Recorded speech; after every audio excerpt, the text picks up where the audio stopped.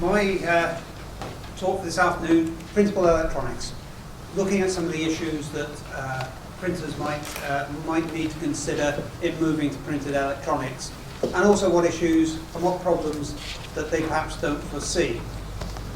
Of course, the big problem in getting a graphics printer to move from printing graphics to printing electronics and functional devices is that graphics printing is basically an illusion. If you look at this picture, cribbed from the Sunday Times magazine, you would think if a printer can produce that, look at all the fur detail, all the hairlines in the fox, that must be able to print some printed electronics. But of course, if you actually put a microscope on this, all of the fine hairlines, none of them join up. They're all just an impressionist view of it. So printers are used to creating an illusion rather than creating a product. Same is true with fine lines. If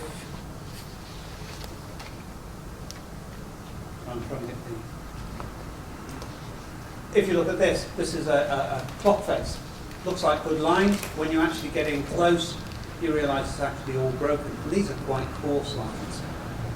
This fine line across the page here is, in fact, a series of fine dots.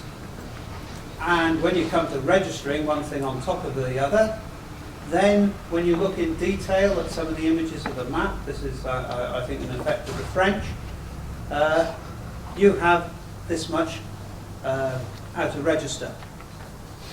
So printers are basically creating an illusion, your eye doesn't pick it up. Oh, is this some cheap and tatty magazine? No, this actually is National Geographic, reckoned, held up by ISO as being the pinnacle of graphics printing.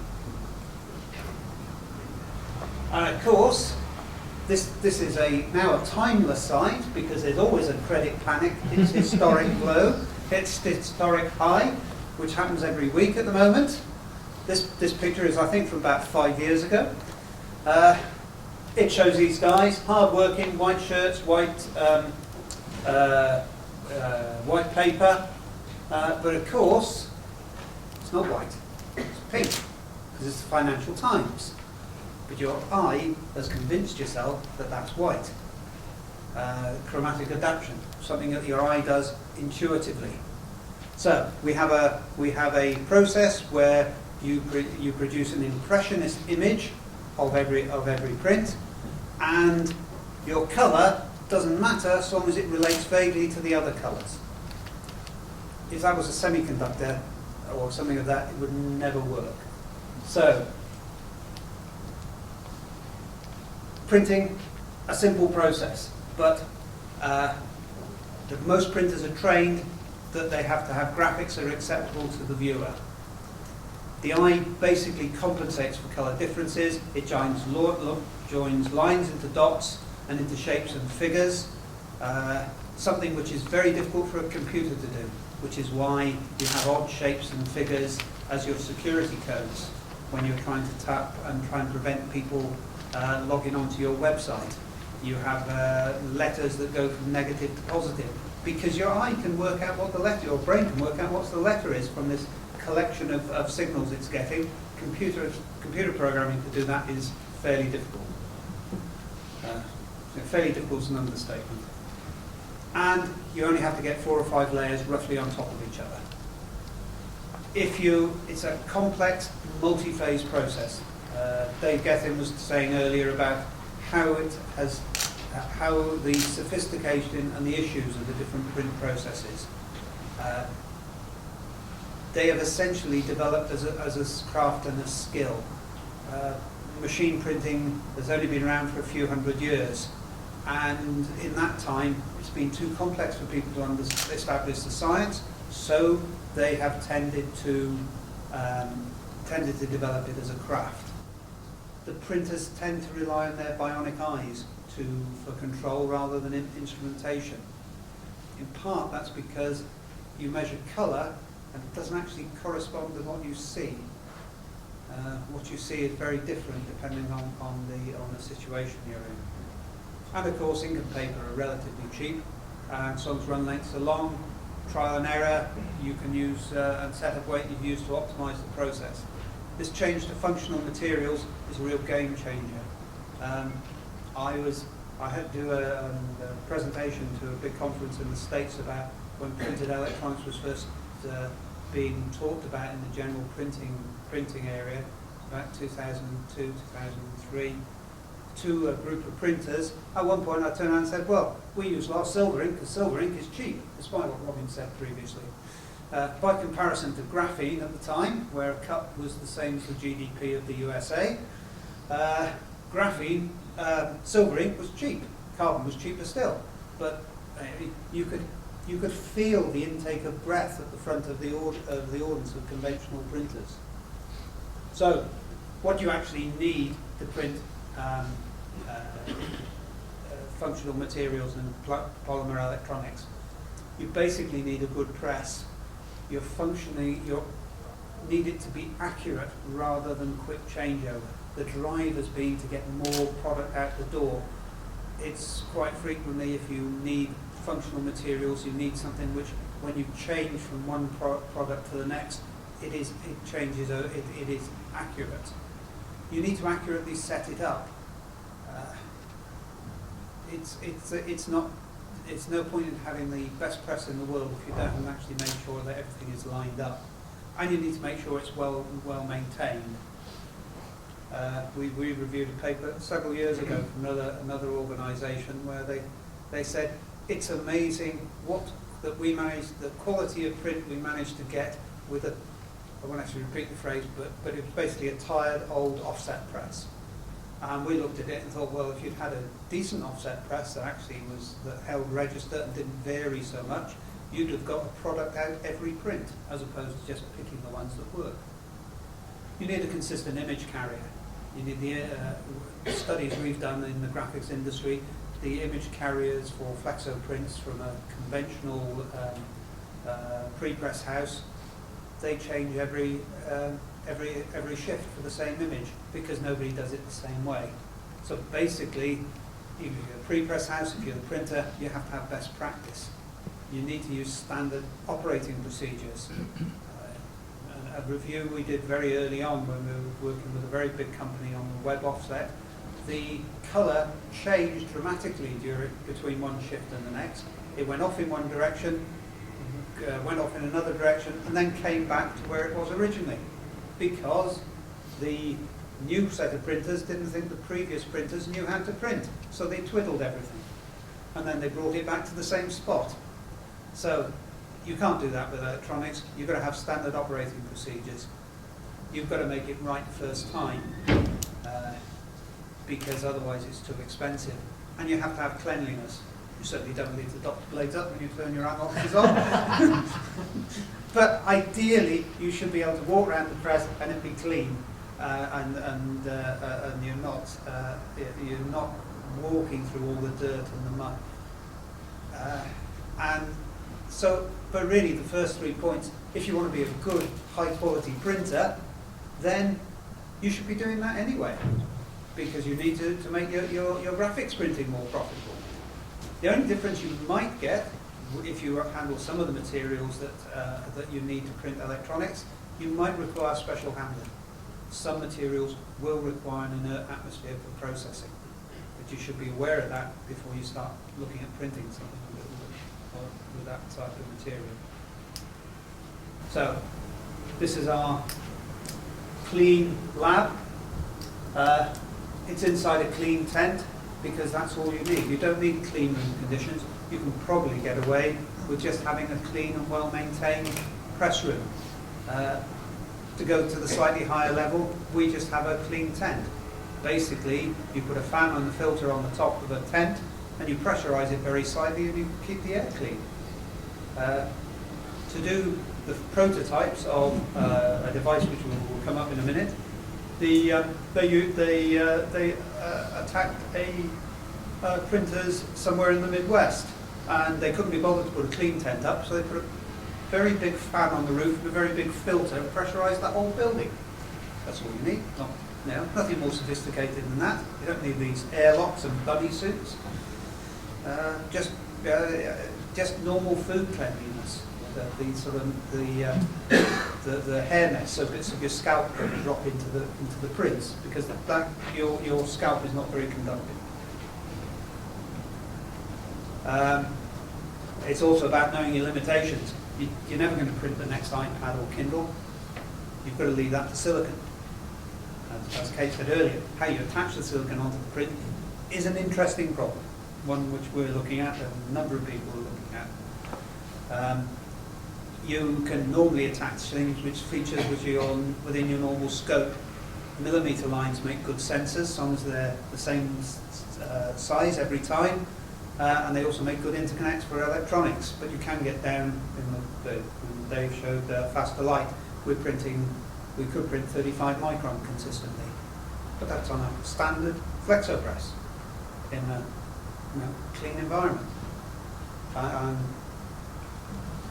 So, what sort of technologies might you print? This is one that is being pushed by Sumitomo Chemical for printing point-of-sale displays. Normally, you have standard OLED, vacuum deposition, EL layers, other prints and bits and pieces that they take on. Very good for printing small areas that you might use on a phone, but not the sort of thing you can do in a lab. So a company called AdVision in the States, which is now owned by Sumitomo, developed a light-emitting POLED, which is only 3 layers. The top 3 are air-stable and printable, and then you need a barrier substrate, and you need a conductive, transparent conductive, ITO. Now, people are now talking about silver nanowires as being more effective.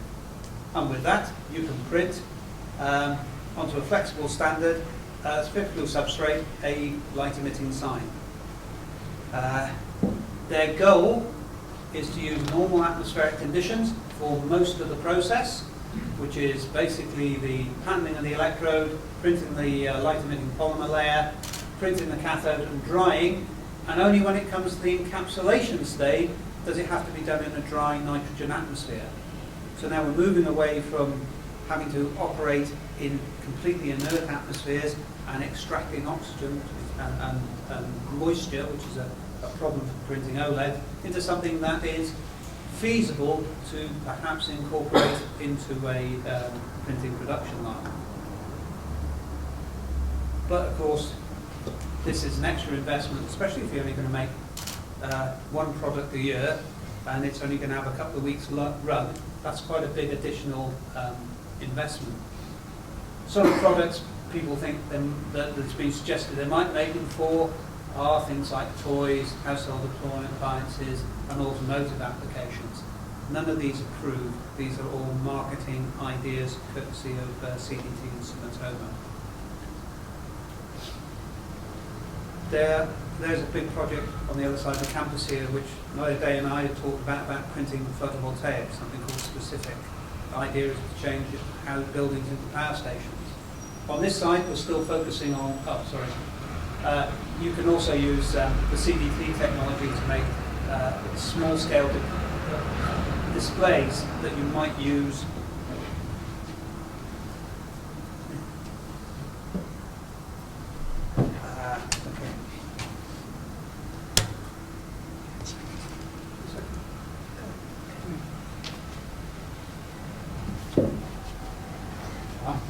go backwards. You can characterize it, put the performance on plastic. So this is a sort of small-scale display that you might be able to produce with this Sumitomo type material. Of course, what you really want to do, what Kate wanted to do earlier, was to print LEDs, or she wanted to join LEDs in. This is printable LEDs. There are plenty of silicon fabs in California, in Silicon Valley, which are now too small for making semiconductors. They just don't make large enough wafers. But these are sat there idle. They're perfectly good, they're just a small area. What you can make is LEDs. You can make individual LEDs on a wafer, dissolve off the silicon, chop it up with a laser, and you produce 27 micron LED dies. These you can then disperse in an ink, and if you shape the die correctly, you can print it, but more than that, you can print it, and because of the shape of the die, it will turn the right way up. So it's a self-orientated material. And if you do that and you apply a DC voltage to it by printing a top and bottom conductor, again, because it's a simple LED, you don't have the problems of a silicon chip where you've got to put 3 or 4 different connectors onto it. You simply print a connector on the bottom and dielectric to make sure they don't touch, and a connector on the top, and so you can print all the layers. You end up with a flexible lamp which can do a parsable imitation of fluorescent, more than parsable, it's actually as good as fluorescent, and you can produce something which they claim was not for the Jubilee, but just happens to look like a crown as a replacement for the Edison, or the normal light fitting as we know it in this country. And you can also use it for point of sale. If I turn the switch the right way. So this is printed on paper. It's light emitting diodes. The connections, if you look at this from the back, you can see it up against the sunlight. The connections up to it are about 5 millimeters wide. I think most printers can probably manage that without too many defects. And you then have potentially a point of sale, low cost light emitting diode. Final costs have not been worked out with this, but it's targeted to be eventually competitive with most other light sources, and not OLED light sources, most other light sources. So this is the first one, I believe, in Europe. There are 2. There's one here, and one which our researcher in specific on the other side of the campus has already dismantled. So there's one working one left, but the issue with these is actually making the connection on the edge to the paper on which this is printed. This is currently screen printed, even though that shows reel to reel. I know it's screen printed because they haven't got that in their plant. Eventually they want to go reel to reel, but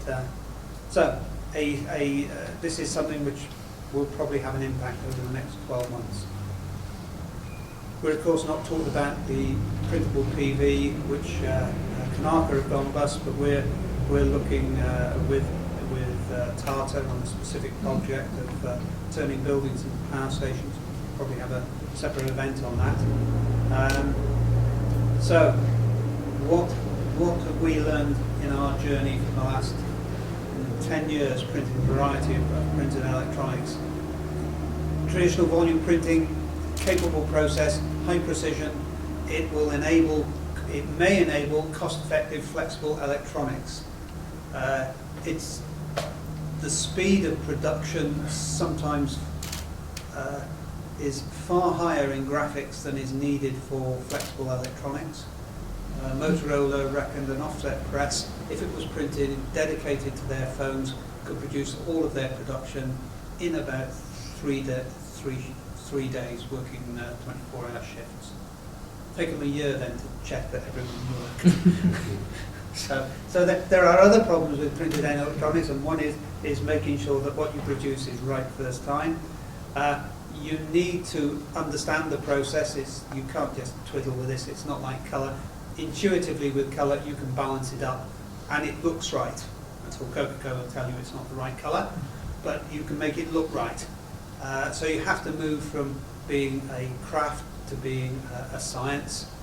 Our biggest worry is that there are a number of people who are putting, who are driving the industry forward. And it's not Kate, but there are other people who are driving the industry forward, who are saying, yes, you can do this. Yes, it will save you. You print electronics. It'll add extra value to your business. The printers just see it as something which they could possibly make money for. They don't really understand the requirements.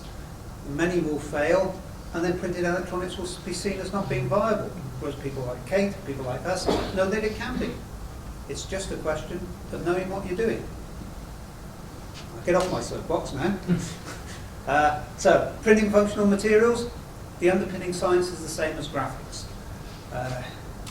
It's difficult to explain to some of our sponsor companies who are embedded with graphics that actually what we're doing, we do a bit of research on electronics because the students like it, because they think it's high technology, but in fact we're getting all the science that we need for printing graphics or any material.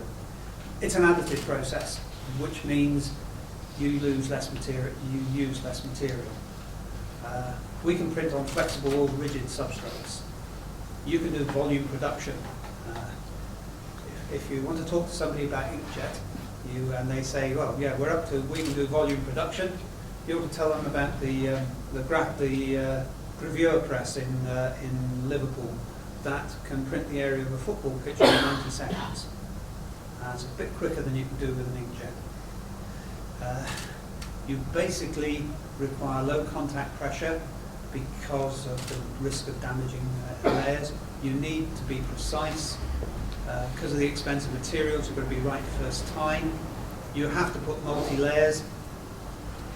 Even packaging printers generally are only onto the 8 or 9 colours that they've got to register. If you look at the print at the front, the lamp itself is 5 layers, and then you've got to put the graphics on top of it. So you have to be accurate. There are issues with topography, and there are issues with how you might create interconnects. We certainly did a lot of work on that as part of Faster Light, and what was done on Faster Light is directly transferable into the more mainstream graphics market. Our objective as the Welsh Centre for Printing and Coating, we should be able to eventually to predict the geometry and performance of any multi-layer product produced by a volume printing process. Hopefully this will coincide with Dave and my retirement, because then we don't have to look for something else to do. Or slightly beyond our retirement, because we get some consultancy afterwards. So, what we have here, we've experienced open access facility for developing products. We are, according to the HSBC, a hub for plastronics. Well, plastronics is their word, I don't know what it means, but I think they meant plastic electronics. We have incubator facilities here for inward investments and startups. Even though we set it all up and somebody said, yeah, we'll give you the price. Oh, we can give you some space in our building, which is on the campus. And then I asked, well, how much space have you got? Well, just sold it all. Oh, fine. But we can accommodate inward, so we're now having to look for extra space in which to put companies that might wish to become associated with the centre. And we are happy to spin out, spin in, spin any way you please. Thank you very much.